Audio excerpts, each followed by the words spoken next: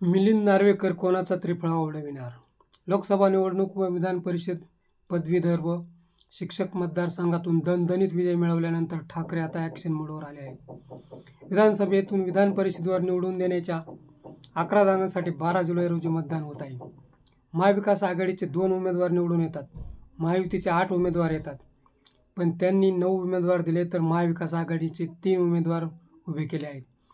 त्यातून मिलिंद नार्वेकर हे शिवसेनेचे ठाकरेंचे जवळचे व विश्वासू सहकारी होय. त्यांचे सर्वच पक्षातील नेत्यांशी मित्रत्वाचे संबंध आहेत.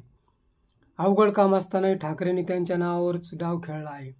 शिवसेना फुटली तेव्हा त्यांना माग मूसही नव्हता. तसेच ते शिंदेंच्या गटात जाणार म्हणून चर्चाही रंगली होती. पण ते शेवटपर्यंत एकनिष्ठच राहिले.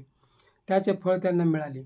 आता ते कोणाच्या पक्षाला सुरंग लावतात, त्यांचा उमेदवार पाडून मशालीची धार पुन्हा एकदा मुंबईमध्ये प्रज्वलित करतात.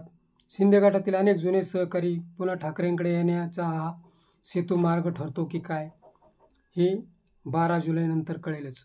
2 वर्षापूर्वी शिंदेंनी शिवसेना फोडली, आता ती तशीच स्थिती आली आहे. 8 आमदार फोडले तरी खूप मोठा भूकंप होऊ शकतो. मित्र, हा व्हिडिओ कसा वाटला ते कमेंट बॉक्समध्ये सांगा. ॲक्शन मराठी चॅनलला सबस्क्राईब करा.